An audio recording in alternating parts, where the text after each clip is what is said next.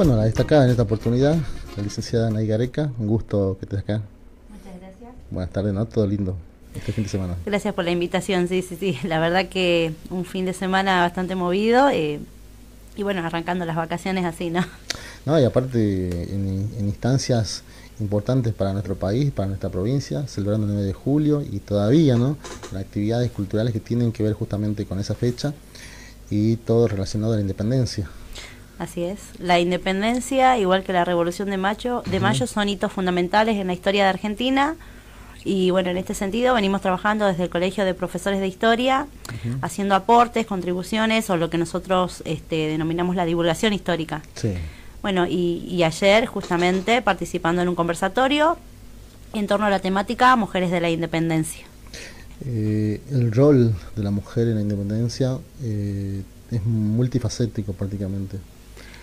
La palabra multifacética me parece que aplica, digamos, perfectamente para lo que es la mujer en sí misma, ¿no?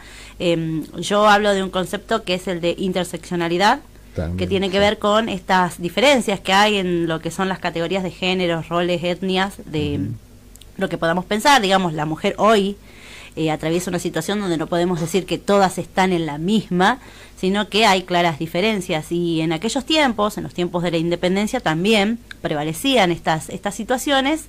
Y un poco ayer yo comentaba, por ejemplo, la situación de las mujeres afro, la situación de las mujeres indígenas, de las mestizas, de las campesinas y después de las mujeres blancas que conformaban parte de este grupo de damas de la sociedad. Impactante, algo que mostrabas como archivo sobre el cómo se la extendía prácticamente, de terror. Terrible. La situación de las afrodescendientes sobre todo. Sí, es bastante impactante también porque nosotros en la historia necesitamos las fuentes.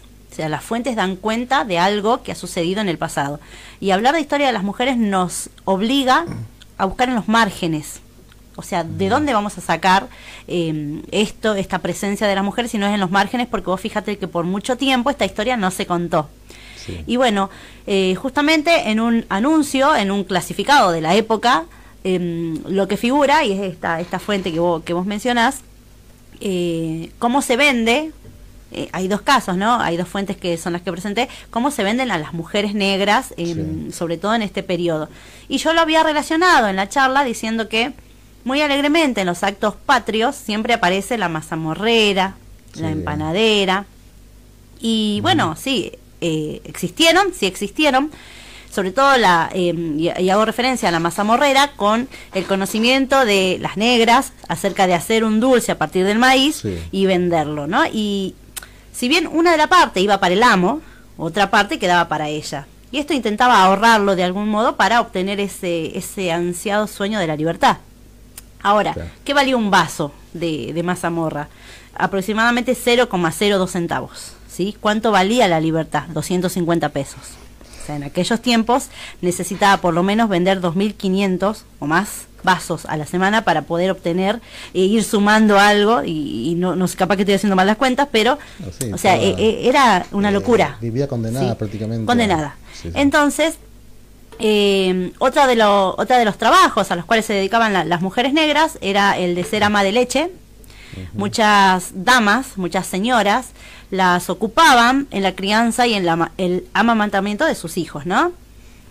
Amamantar era una tarea de las mujeres negras y se las vendía cuando habían tenido, digamos, recientemente su criatura. En otra de las fuentes que yo mostraba, una nodriza, 19 años, con una cría de 12 años, así reza el anuncio, ¿no? Y es bastante fuerte. Entonces creo que ayer hubo en primera instancia un impacto, ¿no? De todo lo que estaban ahí escuchando, porque esa alegre mazamorrera de repente no es tan alegre, sino que hay una situación de trasfondo que nosotros no podemos dejar de pasar como historiadores, sobre todo, ¿no? Tenemos que reconocer el lugar que le ha ido otorgando la historia a ese grupo, a ese colectivo, que son los afrodescendientes, y yo sobre todo lo hacía un poco para sensibilizar al público y después pasar a una heroína, seguramente porque aparecen los billetes de 10.000 pesos, que es María Remedios del Valle, que pertenece a este colectivo afrodescendiente. Sí, activa, férrea, guerrera, prácticamente. Soldado. Sí. En primera instancia, digamos, al igual que todo este conjunto, este colectivo de mujeres y de hombres también, ¿no? Negros, va a formar parte de la guerra, ella, su compañero. No sabemos si marido, casado o no, porque no hay una fuente que nos dé cuenta de eso. Sabemos que es un compañero, sabemos que uno de sus hijos y que otro es adoptado. Van a participar de la guerra porque la guerra era el medio, muchas veces, para obtener la libertad. Sí, como sacrificio. Claro. Entonces, va a participar de la guerra. En la guerra implica muerte. Y en esta guerra va a perder a esos hijos y a ese compañero. Y ella queda en una situación de ¿qué hago ahora? En el norte, porque además se alista en el ejército auxiliar que viene con Belgrano para equipar el norte. Entonces sabemos que estuvo acá en Jujuy, María Remedios del Valle, que estuvo en el éxodo jujeño, sabemos que estuvo en estas batallas, Salta, Tucumán, y en Vilcapugio y Ayohuma, que son las derrotas. Bueno, al principio se sabe que incluso Belgrano y muchos generales y la oficialidad no estaba de acuerdo con la presencia de las mujeres en las tropas, por supuesto, no era algo tan, digamos, lindo verlas, porque muchas de ellas, y sobre todo con el ímpetu que tienen muchas mujeres, eran de armas tomar, ¿no? Y querían por ahí quizás tomar decisiones, y la guerra en aquellos tiempos era un aspecto privativo del hombre, era una cuestión masculina, ¿no? Una cuestión pública y masculina, y la mujer aparece ahí como algo raro que está haciendo acá, hasta que Belgrano, y es un adelantado, además va a reconocer que es importante tenerlas. Pero vos fíjate que ya en el Alto Perú tenemos a mujeres que aparecen en la guerra, estas famosas rabonas, los libertadores, las soldaderas que van atrás, dice, donde van las tropas acompañando a sus hombres, preparando el territorio, haciendo la comida, haciéndola a veces de enfermeras, de modistas, bueno, entonces que la mayoría son indígenas.